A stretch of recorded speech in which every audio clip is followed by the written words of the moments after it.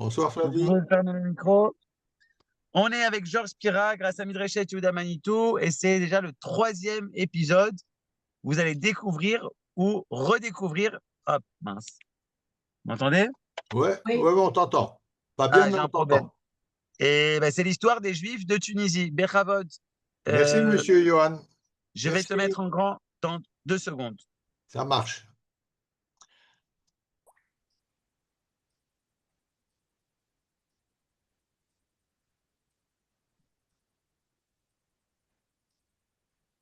Eh ben, super, voilà. Magnifique. Je peux y aller. Tout va bien.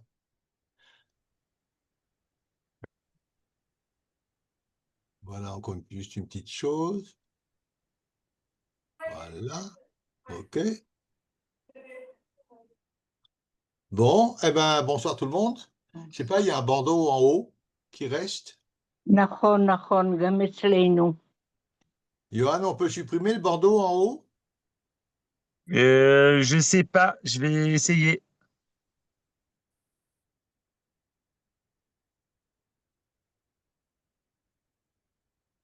רוצים בשורות טובות. Tu peux commencer, Georges. OK, Si tu d'accord. montes Alors, en on y temps, va. on voit. Ben, on va commencer avec un carnet de famille, puisqu'on a un joli carnet de famille ce soir, donc on est content et voilà ce qui se passe. Il y a Abraham et Esther Cohn qui nous suivent régulièrement, qui ont eu un petit-fils. Donc Mazel Tov à Abraham et Esther, des bons copains, bien sympathiques. Et puis Anne et Alexis Blum, le rabbin Alexis Blum, ont fêté la bar mitzvah d'un petit-fils, Shabbat dernier. De même que Francis et Régine Marx, qui avaient également la bar mitzvah d'un petit-fils la semaine dernière. Donc, Mazel Tov à Alexis, Anne, Régine, Georges, Francis, oui. c'est ce Shabbat, la bar mitzvah. Ah, c'est ce Shabbat, Shlicha. Je me suis pris de l'avance alors. Ouais, Excuse-moi. t'es tout Alors, excusé. après, on a quelqu'un que je ne cite pas souvent parce que je ne suis pas informé, mais là j'ai su que Arié et Tania Faig, ils habitent à Efrat, ont eu un petit-fils chez leur fille et leur gendre. Leur gendre, c'est Rav Elikan, qui fait des conférences sur la psychologie, la philosophie. Voilà, donc Mazel Tov à Arié et Tania Faig. Donc voilà pour les nouvelles, c'est des bonnes nouvelles et on les prend avec plaisir.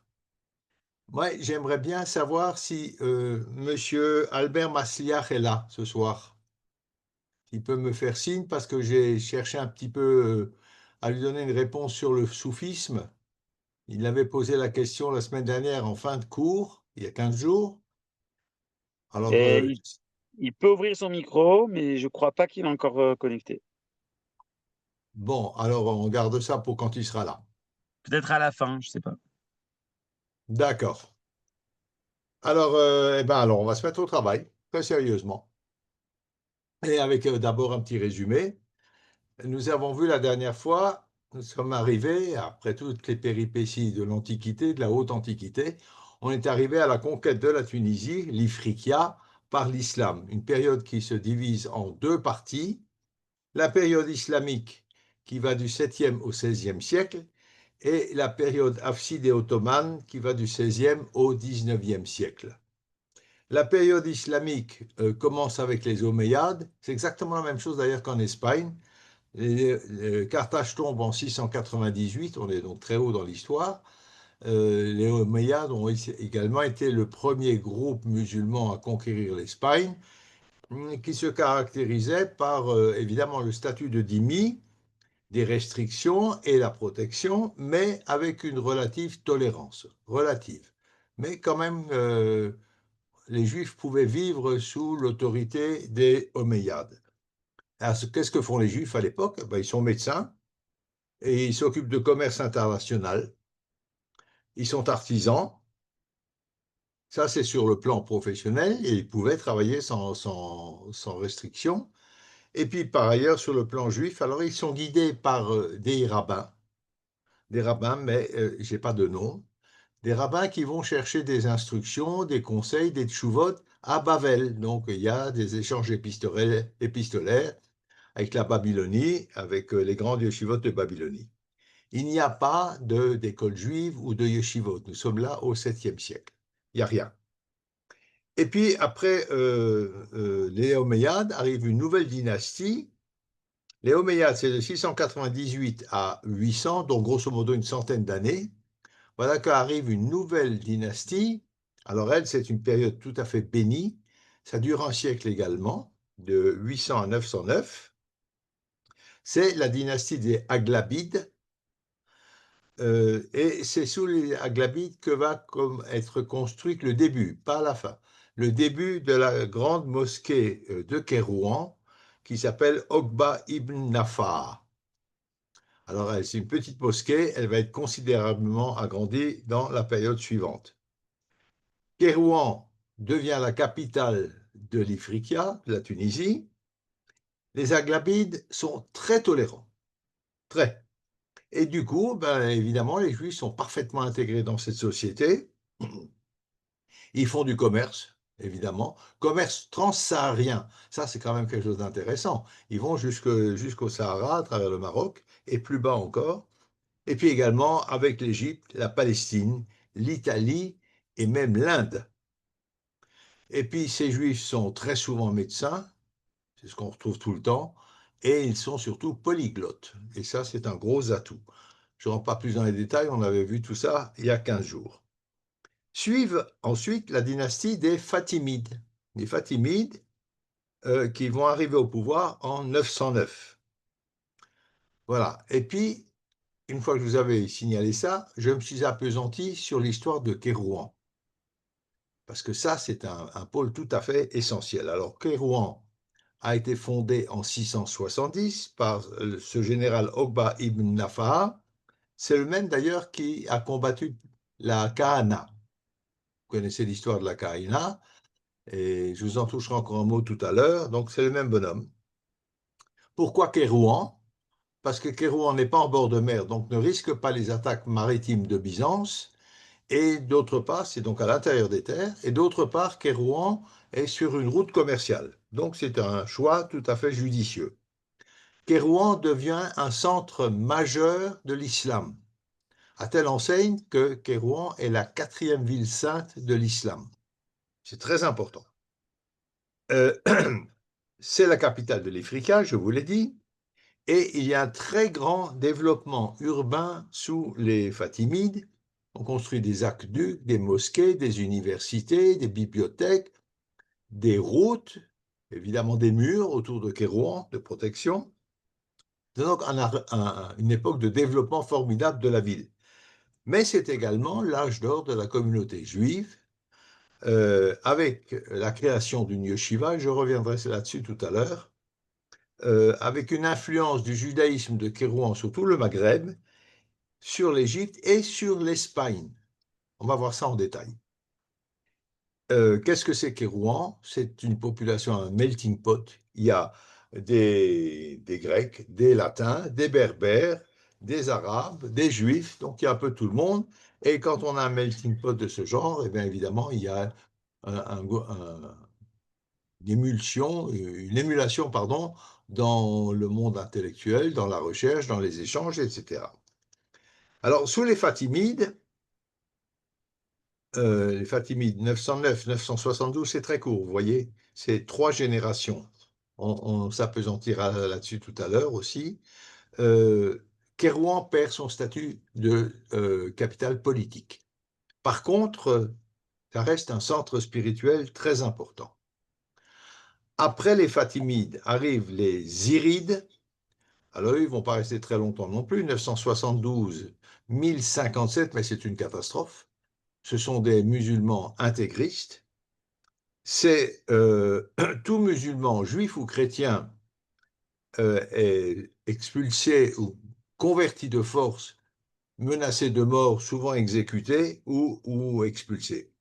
Finalement, vers 1050, 1057 exactement, c'est la fin des Juifs de Kérouan, ils sont tous expulsés de la ville et ne reviendront plus à Kérouan, on est là au XIe siècle, 1057, ne reviendront plus à Kérouan avant le 19e, donc avant avant l'époque moderne. C'est très longue absence des Juifs à Kérouan.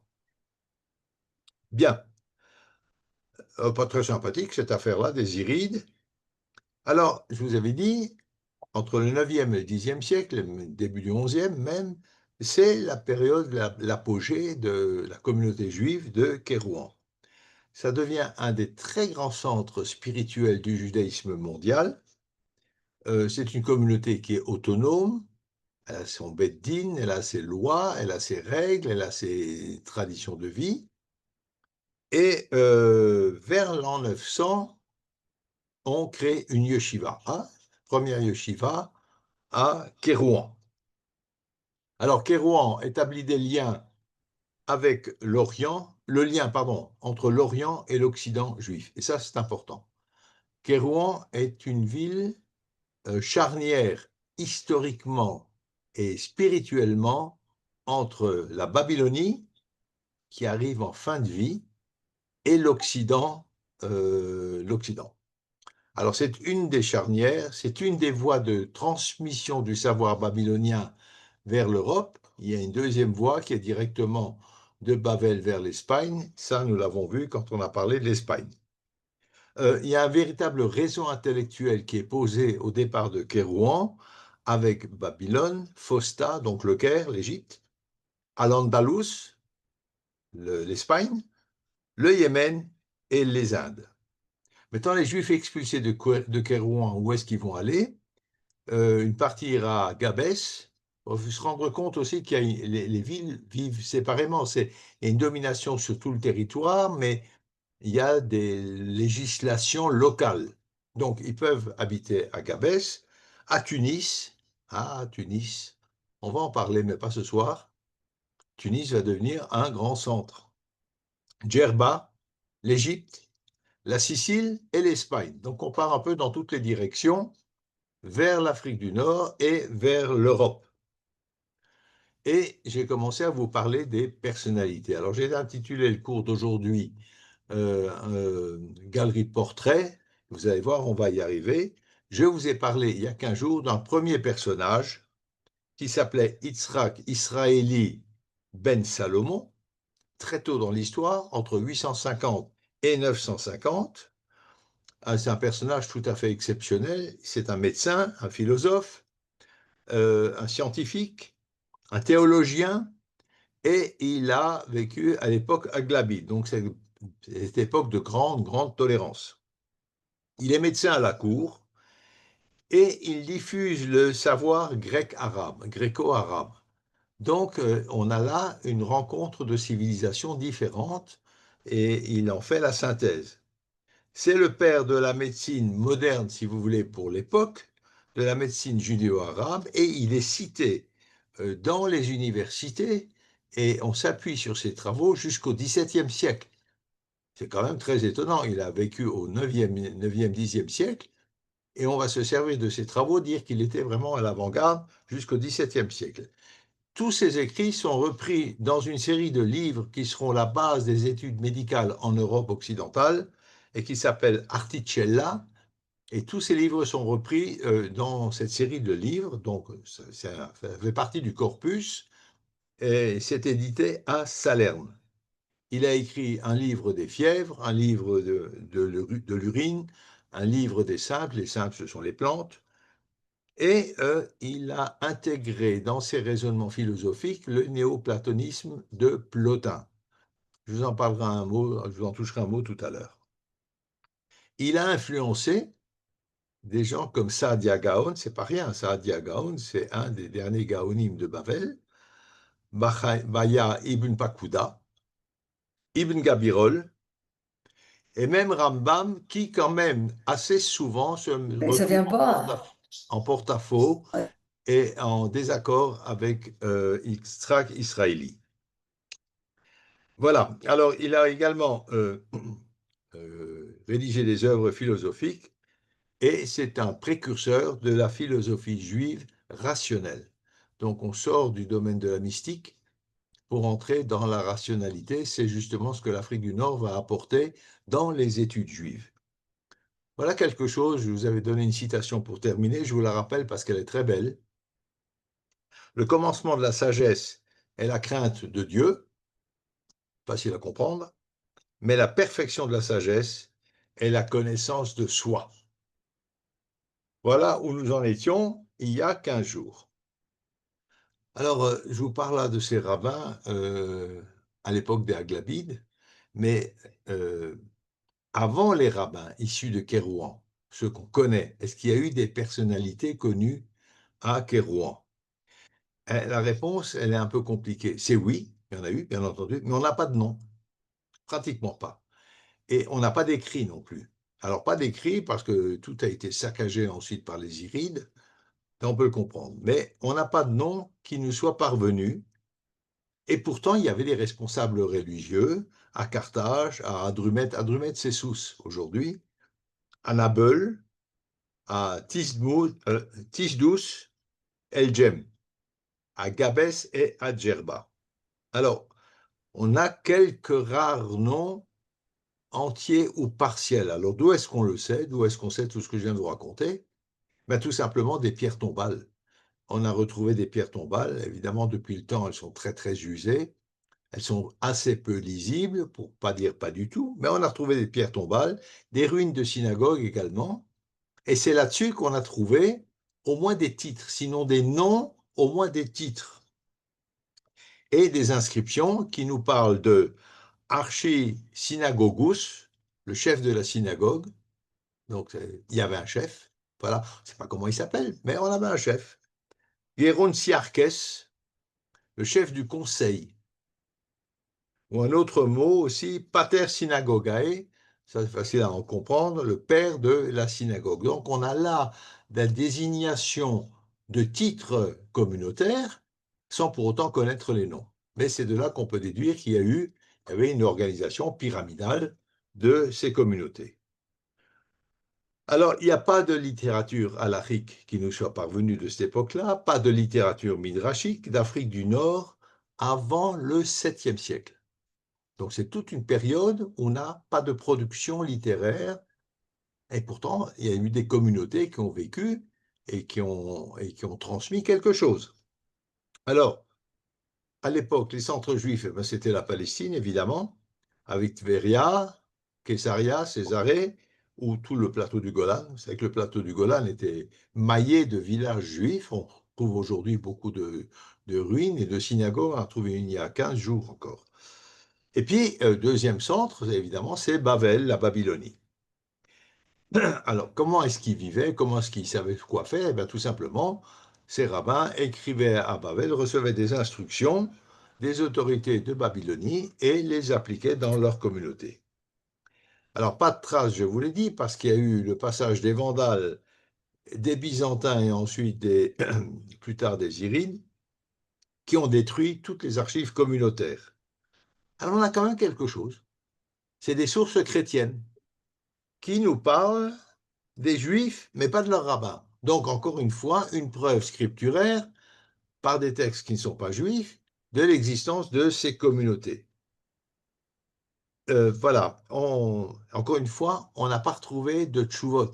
Il y a eu des échanges, c'est évident, c'est le seul moyen pour ces communautés de survivre, mais on n'a pas de tchouvot. Les premiers noms connus du judaïsme tunisien datent de Kérouan. On retrouve notre ville maintenant, et ils sont mentionnés notamment dans des lettres et des écrits qu'on a retrouvés dans une mine extraordinaire de connaissances qui est la Gnisa du Caire. On a appris énormément de choses, à retrouver des lettres de Rambam, de toutes sortes de rabbins de partout, et ça nous a appris énormément de choses. Les premiers noms des sages datables, donc datables de Kérouan, on est au 9e siècle, sont, je vous les ai écrits, j'espère que vous arriverez à lire ça, Rav Hushiel ben El-Hanan, Rabbi Hananel ben El-Hanan, c'est son fils, et Rav Nissin ben Yaakov. Ça, ce sont les 3 premiers noms qu'on a trouvés dans des documents à la Gnisa du Caire. Alors, ils sont les successeurs de rabbins qui ont été très actifs, mais dont on n'a pas les noms, pour une fois. Donc, il y avait des prédécesseurs, évidemment. Alors, on va rentrer un petit peu dans le vif du sujet maintenant. On a parlé, il y a 15 jours, de Yitzhak Israéli, de Kérouan, ce médecin très célèbre, mais pas à proprement parler un rabbin, ou un rabbi, ou un rave. C'est un intellectuel, tout simplement. C'est pas rien, déjà. Et pourtant, Kérouan, au 8e, du 8e au 11e siècle, c'est vraiment l'âge d'or du judaïsme d'Afrique du Nord, et il va voir la naissance d'un rabbinat savant au Maghreb, d'une part, et surtout la formation d'une école intellectuelle spécifique de Kérouan, et une école qui sera reconnue plus tard dans tout le monde juif. Je vous rappelle que Kérouan, c'est vraiment le lien entre l'Orient, Babel, et l'Occident. En face de Kérouan, pas très très loin, on a l'Italie. C'est un chemin pour entrer en Europe. La yeshiva de Kérouan sera la première yeshiva d'Afrique du Nord, et c'est un véritable jalon dans l'histoire juive et un des premiers centres d'études du judaïsme médiéval occidental. Donc c'est au tout début. Elle est fondée au 8e siècle, très tôt donc, ou au début du 9e, pas exactement quand, sous le règne des Aghlabides, ces fameux musulmans très tolérants. Les Juifs de Kérouan, alors d'où est-ce qu'ils viennent? C'est un brassage, là aussi, de Juifs autochtones. Alors autochtones, on parlera peut-être pas ce soir, qu'est-ce que ça veut dire autochtone, d'émigrés d'Orient, d'Égypte, de Palestine ou de Babylonie, et de Juifs d'Italie et de Sicile. On parlera plus tard, ce n'est pas le moment encore, des Juifs de Livourne, ça c'est toute une autre histoire encore. Alors, la yeshiva, évidemment, elle reflète cette diversité d'origine des Juifs et l'origine des populations d'Orient et d'Occident. Un mélange qui n'a jamais existé auparavant entre des Juifs d'Orient et des Juifs d'Occident. Je ne parle pas de Juifs séfarades. Ce ne sont pas des Juifs séfarades, ce sont des Juifs d'Orient. Les Juifs séfarades, pour le moment, aujourd'hui, l'appréciation est différente. Les Juifs séfarades, c'est tous les Juifs du bassin méditerranéen, voilà.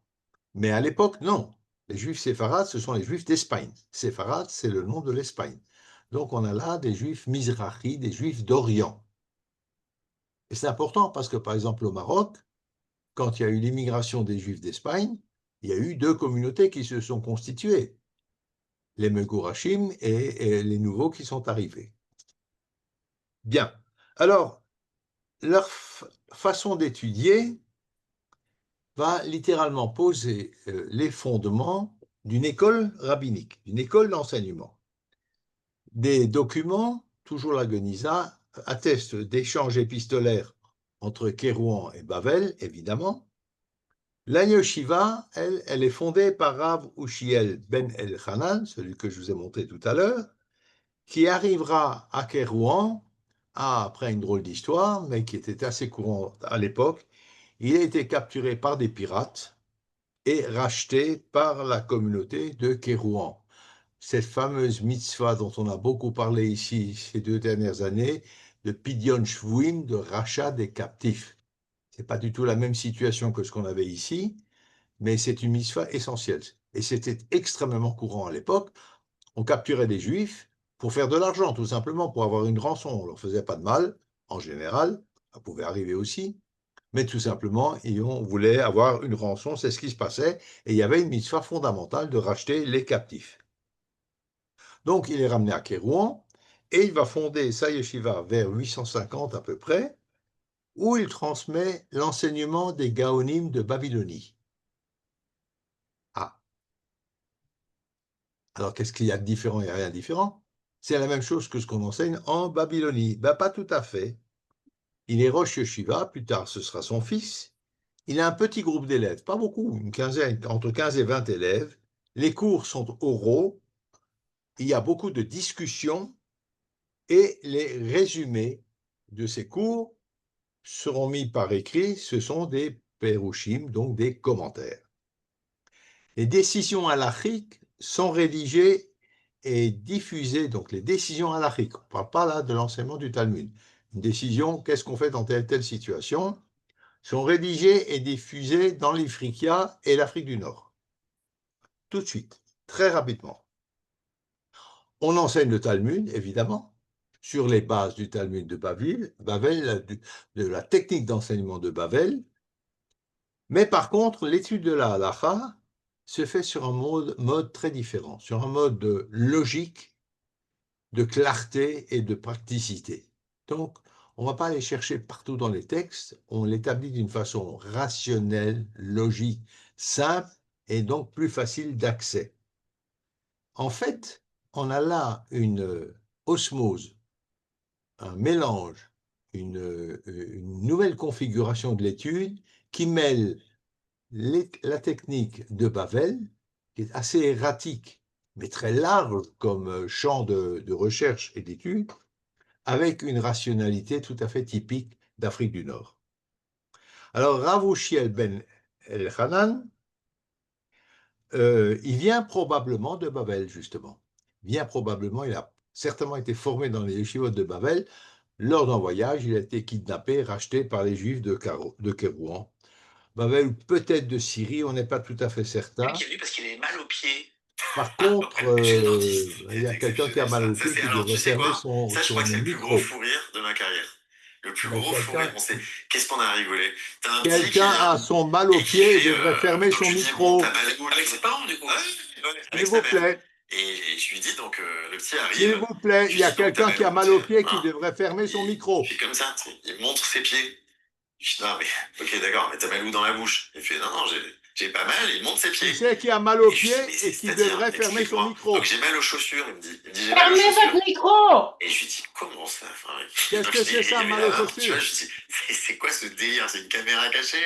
Je vais cacher un truc. Et elle me dit il m'a dit qu'il avait un mal dedans. Et tu sais, On va fermer le micro comme et tu d'habitude. m'as pas dit que t'avais un mal dedans et tout, tu vois. Qui est-ce qui a son micro ouvert, s'il vous plaît? J'ai mal dedans.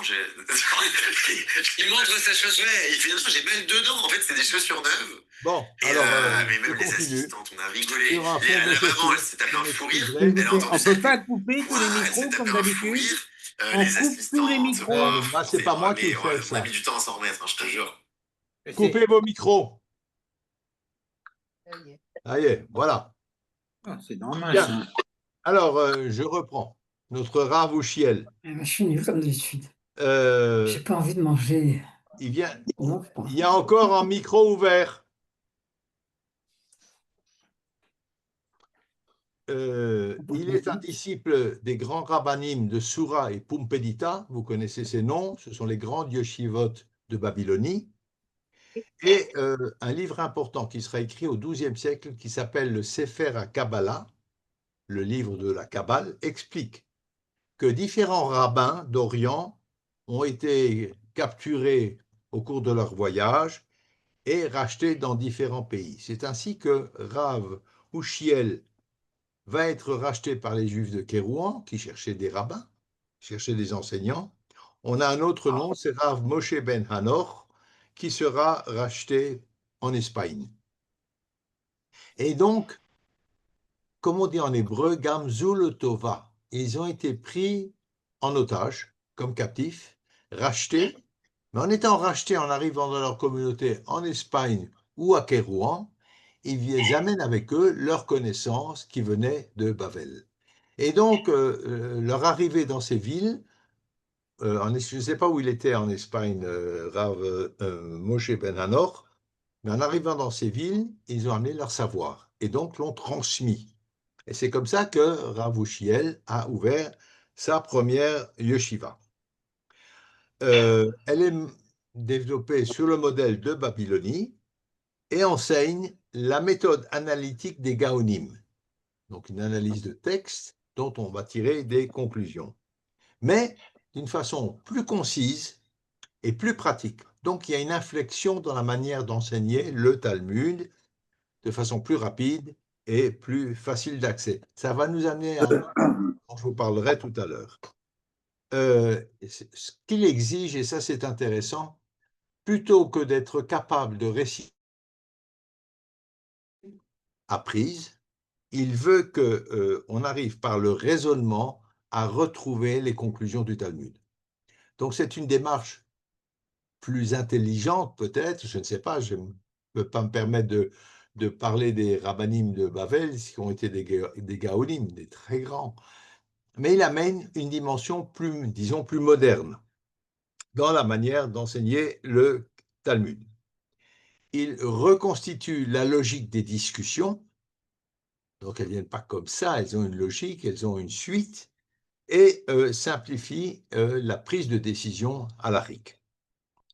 Tout ceci avec un seul but, c'est rendre le Talmud plus accessible, plus facile d'accès.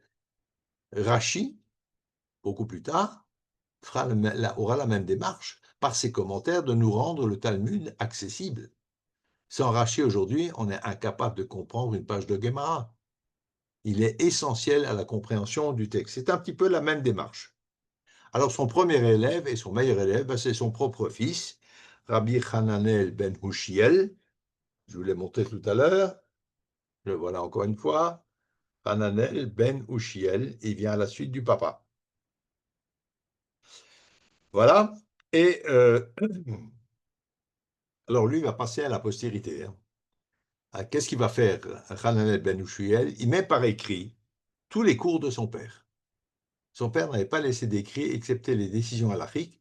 Lui, il met par écrit les cours de son père et les raisonnements de son père, et ça donnera naissance au premier commentaire du Talmud systématique, et connu en Occident. Le premier commentaire du Talmud. On y reviendra tout à l'heure. Alors, plus tard, ce commentaire influencera Rashi, qui sera dans la même démarche de simplifier la compréhension de l'étude. Également le Rif Yitzhak Alfassi, d'un personnage qui était rabbin en Espagne et ensuite au Maroc. C'est le premier nom en haut. Voilà. Yitzhak Alfassi, le Rif. Un nom qui est connu. Bien. Alors, Rav Hushiel correspond avec le Rav Shrira Gaon, ça c'est Babylone, et le Rav Chai Gaon, tout ça c'est Babylone. Ce sont ses maîtres d'origine. Donc il est normal qu'ils correspondent avec eux. Mais, contrairement aux rabbins que nous ne connaissons pas, dont nous ne connaissons pas les noms, qui demandaient tout simplement des conseils et des tchouvot, lui, il discute avec ses rabbins de Babylonie sur des points de détail, etc. Voilà. Et Kérouan est considéré comme une branche occidentale du judaïsme de Babylone. Ça, c'est important. Nous avons deux centres, la Palestine et Babylone. Et voilà qu'il y a un surgeon de Babylone, c'est Kérouan, qui est considéré donc comme une branche occidentale du judaïsme des Gaonim. Il n'y a pas là de renversement de table, simplement une évolution dans la manière d'étudier. Le nom de Rabbi Hushiel apparaît dans beaucoup de textes médiévaux des Juifs d'Afrique du Nord, pas des Sfaradim, encore une fois, mais des Juifs de Mizrachnik. Il décède vers 960 à Kérouan. Et puis son fils va lui succéder, Rav Nissim ben Yaakov. Là, c'est facile à... Pardon, son fils, Rav Nathanaël, et ensuite, le troisième, Rav Nissim ben Yaakov. Le père et le fils auront assuré clairement la transmission du savoir talmudique par Kérouan, Fès, Lucène, jusqu'à Cordoue en Espagne. Donc, c'est vraiment le lien, le cordon ombilical entre Babel et l'Europe occidentale, en traversant l'Afrique du Nord. Je vous avais dit la dernière fois qu'on a aussi eu accès au Talmud par des rabbins qui venaient de Babel directement en Espagne, qui enseignaient le livre et qui, pendant qu'on le recopiait, et ensuite ils allaient plus vers le nord, vers Rouen. Mais ça, c'est la deuxième voie, donc par l'Ifriqiya. Voilà. Alors, le Sefer Kabbalah, qui a été écrit au XIIe siècle, dit la chose suivante, la phrase elle est magnifique: de Kérouan sortirent des sages illustres tels Rabbi Hananel ben Hushiel et Rabbi Nissim Gaon, et c'est de leur lignée que se répandit la lumière de la Torah dans tout l'Occident. Donc voilà l'attestation par un livre écrit au XIIe siècle, donc un petit peu plus tard, qui fait l'historique, que c'est vraiment au travers de Kérouan et de sa yeshiva que le Talmud a pu transiter vers l'Europe occidentale. Je ne sais pas si vous imaginez ce que ça signifie. Ça veut dire que le judaïsme ne s'est pas perdu, parce que Babel est maintenant en perte de vitesse. Il y a de moins en moins de monde, il y a beaucoup d'agressions par les musulmans, les juifs partent, beaucoup partent, et les yeshivot vont s'effondrer. Et donc, comment va se faire ce relais? Ben voilà, une des manières de faire ce relais. Alors, revenons à Rabbi Hananel ben Hushiel, le père du fondateur. C'est un personnage important. C'est le pionnier du commentaire talmudique. C'est la première fois qu'on a ça. Une sommité médiévale. Et il se situe vraiment à ce moment charnière du passage des Gaonim d'Orient aux rabbins d'Occident, les premiers qu'on appelle les Rishonim. Rishon, c'est premier. C'est ce moment charnière. Charnière géographiquement à Kérouan, charnière intellectuellement par cette yeshiva, et charnière parce que Bavel baisse et l'Espagne va monter, en passant par Kérouan. Je me répète, mais ce n'est pas grave, parce que la démarche est un petit peu compliquée. Alors, ils vont provoquer le développement du judaïsme en Espagne, nous l'avons vu au Maghreb, et encore une région que vous connaissez bien, la Provence. On aura beaucoup de Rishonim et de Chachamim en Provence. Alors, Rabbi Hananel est né vers 980, il décède en 1055. 1055, c'est 2 ans avant l'expulsion définitive des Juifs de Kérouan. Il est Rosh Yeshiva, il parle l'araméen, l'hébreu et le judéo-arabe. Sa vie commence sous les Aghlabides, ces fameux Aghlabides tellement très tolérants, puis les Fatimides qui sont un petit peu moins tolérants. Son époque, ce que je vous ai dit, voit le déclin de la yeshiva de Bavel et l'avènement de nouveaux foyers d'études à Fès, au Maroc, à Lucène et à Cordoue, en Espagne. Il a un petit groupe d'élèves de très haut niveau.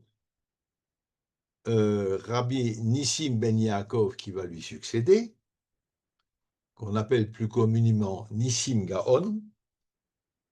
Le voilà, notre bonhomme, Rabbi Nissim Gaon ben Yaakov. Rabbi Yitzhak Alfassi, le Rif, que je vous ai cité tout à l'heure. Et Rabbi Hananel correspond également avec Rav Chai Gaon, qui décède en 1038 et dont il est l'ami. Chai Gaon, c'est un des Gaonim de Bavel, probablement le dernier. Son œuvre majeure est un commentaire presque complet du Talmud de Babylone. C'est énorme, c'est la première fois qu'on a un commentaire de ce type en Occident. Et qu'est-ce que fait ce commentaire? Eh bien, il est sur les traces de son père, il résume les structures logiques du Talmud et les conclusions halachiques qui sont déduites de manière rationnelle, avec un ordre et une clarté occidentale. C'est exactement le travail que fera Rambam un peu plus tard dans le Mishneh Torah, le même travail rationnel, méthodique, poussé plus loin encore que ce qu'avait fait Rabbi Hananel. Donc on est dans cette démarche-là de simplifier l'accès à la Torah. En résumé, il est fidèle à la tradition de Babylone, mais dans un esprit plus rationnel et une volonté de lier la tradition halachique et la pratique communautaire. Ça veut dire quoi, ça? Ça veut dire que simplement, il y a les conclusions halachiques et qu'on essaye pas de les adapter, mais de les façonner de manière à ce qu'elles soient compatibles avec les traditions communautaires, sans être en opposition, évidemment, avec la halakha. C'est toute la force, d'ailleurs, du judaïsme séfarade, là, en règle générale. c'est d'essayer de concilier la vie des gens et la tradition halachique. Et c'est un très, très, très grand mérite. Voilà, ça c'est son principe. Alors on lui attribue également des tchouvot, donc des réponses halachiques, des commentaires de la Torah et possiblement des notes sur les prières et les rites de Kérouan. Rites et prières de Kérouan qui seront précédentes aux rites Mizrahi d'Afrique du Nord. Il décède en 1055. Ça, je ne sais pas ce que c'est. Bon, excusez-moi une seconde. Voilà, c'est réglé. Il décède en 1055, donc 2 ans avant l'expulsion des Juifs de Kérouan, mais il aura passé la main à son successeur quelques années auparavant. Pour quelle raison, je ne le sais pas. Est-ce qu'il était malade? Est-ce qu'il ne pouvait plus le faire? Est-ce qu'il était trop âgé? Je ne sais pas. En tout cas, il passera la main un peu plus tôt. Ses écrits circulent en Égypte, en Espagne, mais le plus souvent par fragments. Mais ils existent puisqu'il est cité par Rambam, qui est postérieur, par le Rif, par le Roche, par les rabbins ashkénazes médiévaux. Quand on parle de rabbins ashkénazes médiévaux, là, on remonte jusqu'en Allemagne. Donc c'est un personnage connu, un personnage qui a laissé des traces très importantes. Vous allez voir à quel point elles sont importantes, puisque la majorité des exemplaires du Talmud imprimés aujourd'hui encore citent le commentaire de Rabbi Hananel ben Hushiel. Donc c'est un personnage fondamental, et ça fait 1000 ans que ces commentaires sont utilisés, recopiés ou imprimés dans les exemplaires du Talmud. Voilà. Alors le dernier, le troisième, toute cette histoire de Kérouan, de cette yeshiva, c'est 3 générations, c'est très court. C'est très peu, mais ils ont fait beaucoup, beaucoup. C'est Rav Nissim ben Yaakov Gaon. Il est né vers 990 et il décède vers 1065 à Kérouan. C'est l'élève de Rabbi Hananel ben Hushiel, nous l'avons vu. C'est le maître du Rif, là aussi, et d'autres rabbins d'Ifriqiya et d'Espagne. Il est considéré, lui, comme le dernier Gaon d'Occident. Après, on arrivera dans les Rishonim. Il est Rosh Yeshiva à Kérouan de 1035 à 1057. Donc, vous voyez, il est Rosh Yeshiva pendant 22 ans. Ça veut dire que pendant 20 ans, Rabbi Hananel vivait encore, mais ne dirigeait plus la yeshiva. C'est l'apogée de la yeshiva. Il a des élèves de tout le bassin méditerranéen, vous voyez que là, ça a pris de l'extension, d'Égypte, de Sicile, d'El-Andalus et de Fès. Il correspond avec Rav Chai Gaon, le dernier Gaon de Babel, c'est lui le dernier, et sa méthode d'étude est dans le prolongement de ses prédécesseurs, une étude synthétique, relier la logique du Talmud, de la halacha et la philosophie juive. Voilà 3 éléments différents d'une même étude et qu'il essaye de concilier. Son œuvre s'appelle Sefer HaMafteach, le livre de la clé, ou des clés. Sefer HaMafteach. Alors vous allez voir pourquoi. C'est un index analytique du Talmud, une œuvre tout à fait révolutionnaire pour l'époque. C'est-à-dire, il reprend sur un sujet tout ce qui est indiqué dans le Talmud d'une façon rationnelle, rigoureuse, presque comme un dictionnaire, si vous voulez. Et ça n'avait jamais été fait. Et c'est son œuvre majeure qui est tout à fait importante. On cherche une question, on regarde dans le livre, on trouve la clé. C'est la clé pour avoir la réponse à la question. Alors, comment est-ce qu'il procède? Eh bien, quand il y a une macérette, un texte, oui, une macérette, il commence par un résumé du texte, des explications, des références croisées dans le Talmud, Et tout l'ensemble de cet exposé permet de trouver la clé du raisonnement, donc arriver à reconstituer le raisonnement. C'est un premier outil méthodique d'étude du Talmud, systématique, méthodique et rationnel. Et il est édité donc dans le monde du judaïsme oriental, maghrébin, pour faciliter l'étude. Il a également publié un recueil de midrashim, des récits agadiques, des pensées éthiques et des She'elot Utshuvot. She'elot Utshuvot, c'est les questions-réponses dont on a besoin dans toutes les communautés, avec, alors, She'elot Utshuvot, tant avec Bavel qu'avec l'Espagne. Voilà ce que dira de lui le Rif, Rabbi Al-Fassi. De Rav Nissim, j'ai appris la clarté de la halacha et la douceur de la Torah. C'est joli. La clarté de la halacha et la douceur de la Torah. Le même Rif dira à propos de Rabbi Hananel, donc le prédécesseur, écoutez ça, c'est magnifique. Richesse et alors il cite Rabbi Hananel. C'est lui, Rabbi Hananel, qui a dit ce que je vais vous dire maintenant. C'est magnifique. Richesse et pauvreté sont comme le jour et la nuit. La richesse éclaire la sagesse de l'homme, la pauvreté éprouve sa foi. Assez facile à comprendre. L'homme riche, la richesse, on dit c'est une épreuve, il faut savoir utiliser à bon escient sa richesse. L'homme pauvre est éprouvé dans sa foi. Heureux celui qui reste droit dans l'une comme dans l'autre des circonstances. C'est une magnifique leçon de vie. C'est signé Rabbi Hananel. En 1057, Kérouan et sa yeshiva sont détruites. Les manuscrits, beaucoup de manuscrits sont perdus et Rav Nissim meurt très peu de temps après, ses disciples partant vers Tunis, Fès ou l'Andalousie.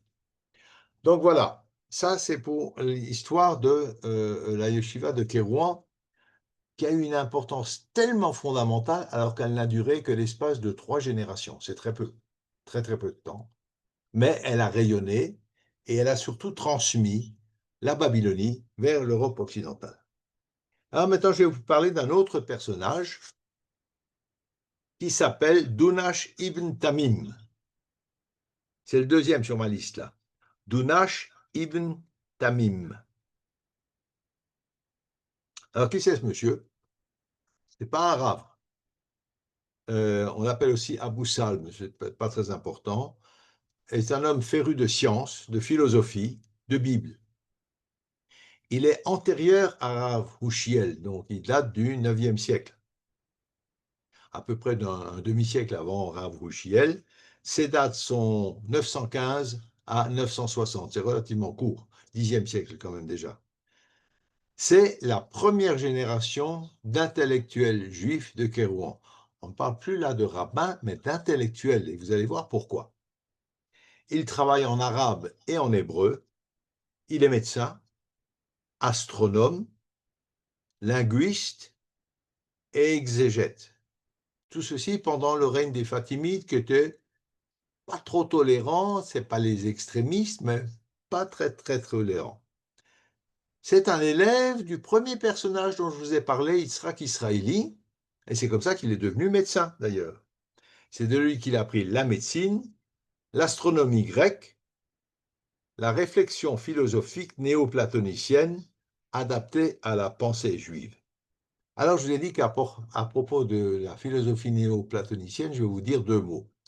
Je ne vais pas m'étendre là-dessus, ce n'est pas l'objet du cours, et puis j'en aurai pas les compétences. Mais quand même, dans les grandes lignes, c'est une philosophie qui a été développée entre le 3e et le 5e siècle après la Sphira à Alexandrie par un philosophe qui s'appelle Plotin.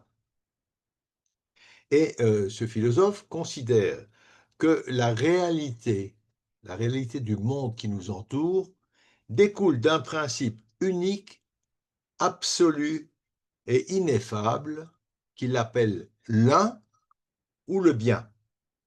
Donc, vous voyez tout de suite, quand je vous fais cet exposé, je m'arrête là, tout est axé sur l'unité. Il appelle Dieu ou pas Dieu, c'est autre chose. En tout cas, il y a là un terrain de rencontre entre le judaïsme et cette philosophie.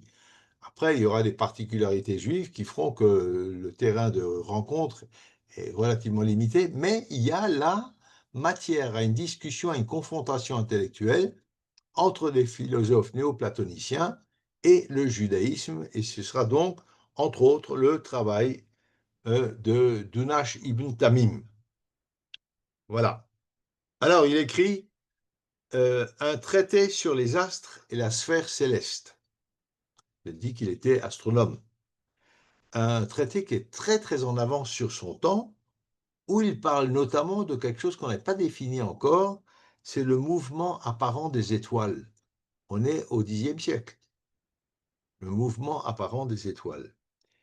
Il publie également une étude sur le Soleil et la Lune, sur les éclipses, et ce qui est très intéressant, c'est qu'il s'emploie à réfuter une quantité de superstitions astrologiques. Alors, différence entre astronomie et astrologie. L'astronomie, c'est l'étude du ciel, des étoiles. L'astrologie, c'est une science, je ne sais pas si on peut l'appeler science, mais enfin, admettons, qui cherche à définir les liens, la relation, l'impact des étoiles et des astres sur les êtres humains. Donc c'est quelque chose de beaucoup plus arbitraire, et il s'emploie à réfuter une masse de croyances astrologiques. Pour lui, et ça c'est intéressant, l'étude de l'astronomie mène à la grandeur de la compréhension, à la compréhension, pardon, de la grandeur d'Akadosh Baruch Hu. Donc c'est par l'étude de l'univers, des astres, qu'il arrive à retrouver la grandeur, l'unité d'Akadosh Baruch Hu. Une idée d'ailleurs qui sera reprise plus tard par Rambam. Alors lui aussi, il était médecin à la cour fatimide, donc un médecin de bonne qualité, on peut l'imaginer, et qui avait ses entrées à la cour fatimide.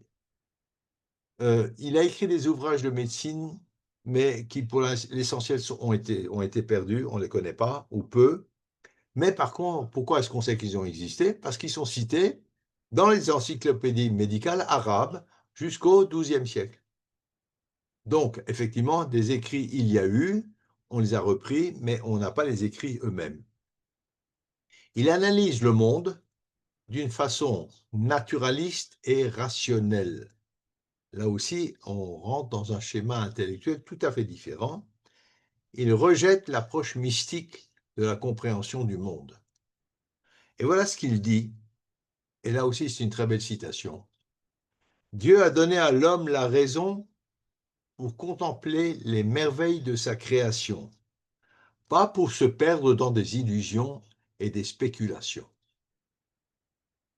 Encore une fois, on a cet esprit rationnel et rigoureux. Il a été un des premiers grammairiens également de l'hébreu, et il a établi la similitude entre l'hébreu et l'arabe, disant que l'hébreu est la racine et l'arabe son rameau. Alors, discuter, les linguistes pourront en discuter. Je signale que quand même, c'est un des premiers grammairiens de l'hébreu, mais c'est exactement à la même époque qu'a été codifié et qu'a été rédigé le Codex d'Alep, qui se trouve aujourd'hui à la bibliothèque de Jérusalem.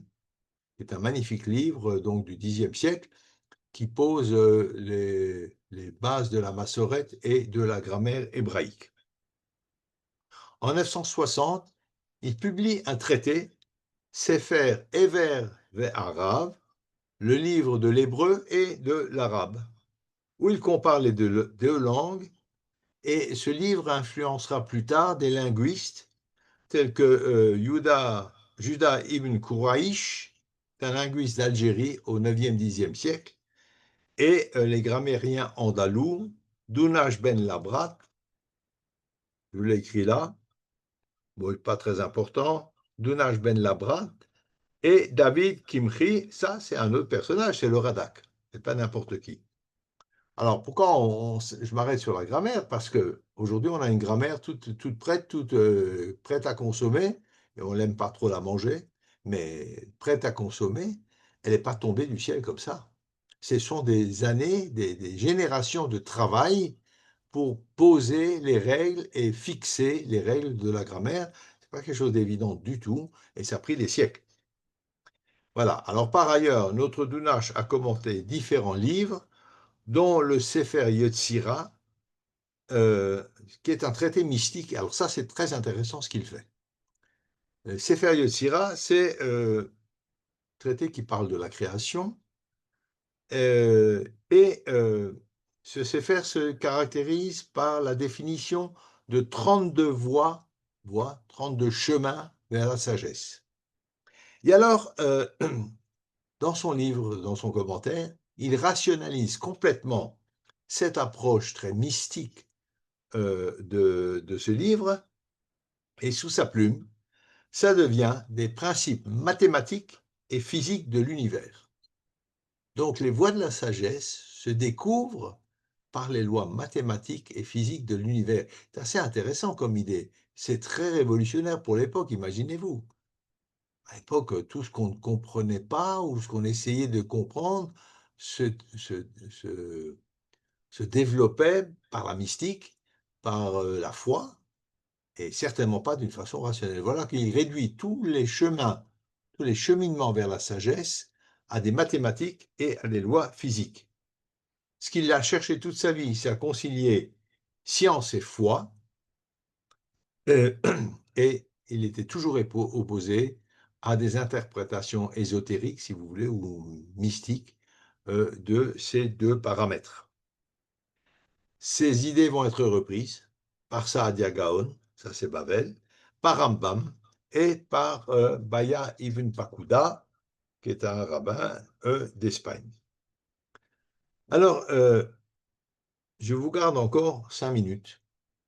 J'ai encore 2 personnes dont je vais vous parler. Un, ça va être très rapide. Une autre figure majeure de Kérouan.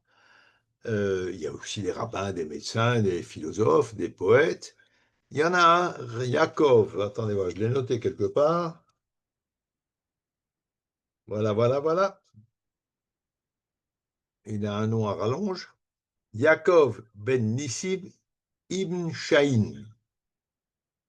Yaakov ben Nissim ibn Shahin, qui a vécu vers 950, c'est probablement le père de Rabbi Nissim Gaon, qui était le dernier Rosh Yeshiva de Kérouan. On n'est pas sûr que ce soit son père, mais probablement. Il a écrit un commentaire, toujours sur ce livre, Sefer Yetzira. Ah bah tiens, je l'ai marqué là. J'ai fait des petits papiers aujourd'hui. Donc, il a écrit un commentaire sur le Sefer Yetzira qui est antérieur au commentaire de Dounash. Mais je voudrais arriver à mon dernier personnage. Alors ça, c'est un personnage fascinant qui s'appelle Shabtai Donolo. Ça sonne pas très maghrébin. Shabtai Donolo. Alors effectivement, c'est un des premiers savants juifs d'Europe médiévale. Il est médecin, astronome, mystique, linguiste, contemporain, tout petit peu avant Dounash. Alors je le cite alors qu'il a vécu en Italie du Sud. Pas logique. Rien à voir avec Rouen. Ben si, il a à voir avec Rouen dans la mesure où il est très fortement influencé par le judaïsme de Kérouan, tant par les rabbinim que par les penseurs de l'époque. Alors Kérouan, le sud de l'Italie, c'est pas très très loin, mais il va avoir une aventure, ce monsieur. Il est très influencé par Kérouan et c'est pour ça que j'en parle. Son œuvre développe, dans la même idée d'ailleurs, une osmose, une fusion, une compatibilité entre science grecque, culture arabe et pensée juive. Alors lui, c'est un œcuméniste avant l'heure, puisqu'il essaye de concilier 3 éléments de 3 cultures différentes, si vous voulez. Ceci bien avant Rambam. Il est né en 913 à Oria, dans les Pouilles, c'est-à-dire le sud de l'Italie. Dans les Pouilles, il y a beaucoup de traces du judaïsme encore aujourd'hui. Donc, il est né à Oria et il décède en 982. Il parle l'hébreu, le grec et l'arabe. Alors, les Pouilles sont sous autorité byzantine dans un premier temps, puis sous l'autorité des Sarrasins. C'est donc un intellectuel helléno-arabe mêlant la pensée grecque, la pensée arabe, formé notamment par les transmissions de Kérouan vers la Sicile. En 925, c'est là son aventure, il est capturé, lui aussi. Il sera vendu comme esclave par les musulmans, il sera racheté, le principe nouveau de Pidyon Shvuim, et à ce moment-là, il commence à voyager en Italie, en Grèce, en Mésopotamie, en Babylonie, et il écrit une autobiographie, et là-dedans il écrit « Lorsque je fus pris avec les fils d'Israël d'Oria, donc il n'a pas été le seul, je cherchais la sagesse partout où je pouvais, dans les livres grecs, ismaélites et les livres des sages d'Israël. » Donc un esprit curieux, ouvert, intéressé par tout ce qu'on peut trouver comme sagesse à l'époque. Il étudie la médecine grecque et la médecine arabe, l'astronomie, l'astrologie arabe, les textes juifs, et c'est l'un des premiers juifs européens à écrire en hébreu et non pas en arabe. Vous savez qu'une grande partie des livres publiés en Espagne seront publiés en arabe, dont Rambam. Bon, pas tout, mais beaucoup. Lui, il écrit tout en hébreu. Il écrit des traités de médecine, où il démontre d'ailleurs qu'il y a une formidable circulation des savoirs entre l'école médicale d'Alexandrie, celle de Kérouan et l'Italie byzantine. Donc beaucoup d'échanges de connaissances. Il écrit un ouvrage absolument énorme qui s'appelle Sefer Chachmoni, le livre du sage. Il écrit ça en 946. Alors là-dedans, on trouve de tout. C'est une encyclopédie sur l'astronomie, l'astrologie, la médecine et la mystique. Il y parle du mouvement des planètes et des constellations, du calcul du temps et du calendrier, ça c'était une préoccupation très importante dans les temps anciens, fixer un calendrier, c'est pas si simple. Il y parle de l'influence des astres sur le corps humain, c'est pas de l'astrologie ça. Si, pardon, excusez-moi, c'est si vous voulez, quand on dit il est lunatique de quelqu'un, ça veut dire qu'il est influencé par les cycles de la Lune. C'est de l'astrologie. Voilà. Mais il essaye de réconcilier la science des astres et la foi juive. Parce que l'astronomie et la foi juive, ça fonctionne très bien. L'astrologie, c'est un tout autre problème. Et nous avons vu tout à l'heure que Dounash rejetait cette idée-là. Alors, une autre œuvre majeure de Donolo, c'est son commentaire du Sefer HaYetzira, dont je vous ai parlé déjà tout à l'heure, le livre de la création, et il considère ce livre non pas comme un livre mystique, mais comme un livre cosmologique. La cosmologie étant la physique des structures et des propriétés de l'univers. On est là, pas dans l'astronomie, qui est l'étude des astres, mais on est dans l'étude des structures de l'univers, mais un domaine scientifique, contrairement à l'astrologie. Et donc, il considère que c'est un livre cosmologique et scientifique. Il rejette le côté mystique du Sefer Yetzira. Il essaie d'expliquer la création en termes de physique et de mathématiques. C'est quand même très révolutionnaire pour l'époque, imaginez-vous un peu. Et de la même façon que Saadia Gaon et Dounash, qui essayent aussi de concilier un peu science, Dounash surtout, et Torah. Voilà ce qu'il écrit. La sagesse, donc la science, n'est pas étrangère à la Torah, elle en est la lumière répandue sur le monde. C'est une phrase formidable. dire que la Torah, la science éclaire la Torah et nous permettre de comprendre la Torah, c'est vraiment quelque chose de révolutionnaire pour l'époque. Dans certains milieux, même encore aujourd'hui. Alors voilà, toute cette histoire de Kérouan se déroule entre le Xe et le XIe siècle, au moment où d'autres personnalités vont se dévoiler dans d'autres lieux dans le monde et prendre le relais de cette sagesse. Nous avons Saadia Gaon, là c'est plutôt 880 à 940 à Bagdad. On a Chai ben Sharira, Shrira Gaon à Bagdad. Ils rayonneront vers l'Afrique du Nord et ces sommités plus Ishrak Israéli dont je vous ai parlé, Dounash ben Tamim, Rabbi Ushiel, Rabbi Hananel, Rabbi Nissim Gaon, Chazda ibn Shaprut en Espagne, Menachem ben Sarouk, constituent la première génération de la science et de la philosophie juive médiévale et prépareront l'avènement de personnalités comme Rambam. C'est un peu compliqué. Je m'arrête là pour ce soir. C'est un peu compliqué, mais il fallait que je vous l'explique parce que c'est vraiment un moment charnière et on bascule d'un tout mystique et tout foi à la science, à la réflexion, à la rationalité et qui ne sont pas incompatibles, bien au contraire, qui démontrent la vérité, la réalité et la raison d'être de la foi et en Akadosh Baruch Hu. Voilà.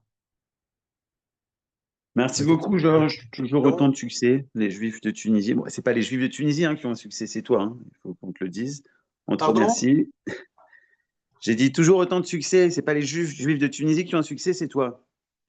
En tous les cas, vous pouvez ouvrir les micros. Il s'est éteint ton micro, Georges, et vous pouvez intervenir s'il y a des questions.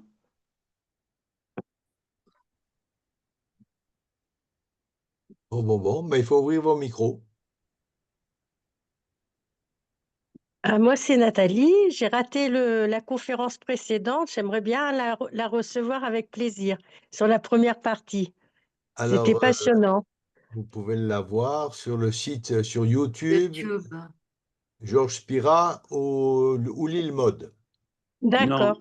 Non, sur le site de Midreshet. Vous allez sur le site de De Midreshet Midreshet. Yehuda. Les enregistrements, ok, super. Midreshet Yehuda Manitou, il y a un site. Vous cherchez sur Google et normalement, c'est référencé dans le site. D'accord, Trouvez là-bas. super. Et j'ai une autre question un peu générale. Moi, mes grands-mères, en fait, parlaient tout le temps dans chaque conversation avec des proverbes. Et bien plus tard, j'ai découvert que c'était pris de Messilat Yesharim, du Moussar, et même elles nous racontaient des prophéties comme des histoires pour les enfants. J'en ai même vu une qui s'est réalisée. Et est-ce qu'il y a quelque chose d'écrit sur cette Torah orale que les femmes avaient de façon très naturelle? Elles étaient même, je crois, même pas conscientes, mais Écoutez, je ne c'était sais pas. leur manière de transmettre le judaïsme. On a dans le judaïsme ashkénaze, on a ce qu'on appelle le livre de Hana, qui est un livre de pensée juive, de réflexion. Je ne sais pas s'il y a l'équivalent dans le monde séfarade. Ça, vraiment, je ne peux pas vous répondre, mais si quelqu'un a la réponse, il faut la donner. C'est vraiment intéressant. Des livres ont été conçus pour ce livre, le livre de Hana, dans le monde ashkénaze, pour permettre aux femmes de transmettre une éducation à leurs enfants et pour elles-mêmes, pour avoir de belles pensées. Moi, je me souviens très bien, ma belle-mère lisait le livre de Hana tous les soirs. Mais le monde ashkénaze, le monde séfarade, plutôt, il est resté toujours dans l'oralité. Très tard, il est venu le livre. Alors, c'est vrai que l'imprimerie est arrivée dans le monde musulman au 19e siècle seulement. Très Par tard, exemple, ça c'est vrai. mon arrière-grand-mère faisait des responsa avec des rabbins qui venaient jusqu'en Tunisie pour étudier avec elle. J'ai dit ça à une autre personne, elle qui n'est pas de Tunisie, de Maroc, qui m'a dit que aussi dans sa famille, il y a eu la même chose. C'est très possible. Il y a eu des talmides d'autres haramim. Bien sûr. Ça, c'est pas du tout incompatible. C'est intéressant. C'est intéressant. Non, c'est moderne, je trouve. C'est très, très moderne. Parfois, on n'a pas l'impression que c'était aussi ces personnages dont je vous ai parlé, y compris les rabbinim, ils ont essayé de faciliter l'étude du Talmud, c'était déjà quelque chose de révolutionnaire. Mais alors, Dounash ou Donolo, ils sont allés très très loin dans la rationalité, dans essayer de tout expliquer par les mathématiques et la physique, et c'était absolument fabuleux. Pour Oui. l'époque, c'était vraiment révolutionnaire, tout à fait. Donc c'est une grande civilisation, hein, et ça durait tellement peu de temps, 3 générations, 75 ans à peu près. C'est très très peu de temps.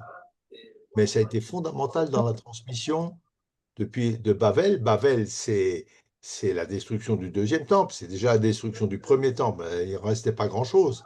Mais en tout cas, tout le Talmud a été rédigé à Babel. Et donc, on est là au deuxième, troisième, quatrième siècle. Et ça a permis de passer tout ce savoir vers un monde, le début d'un monde moderne, si vous voulez, au 10e, 11e siècle. C'est impressionnant. Impressionnant. Impressionnant, très impressionnant. Baruch Hashem. Voilà. Bonsoir, Lydia. Salut, Ça va? bonsoir. Je suis arrivée un peu en retard, mais je regarderai sur le site Midreshet. Ça marche. Et c'est mes amis colmariens.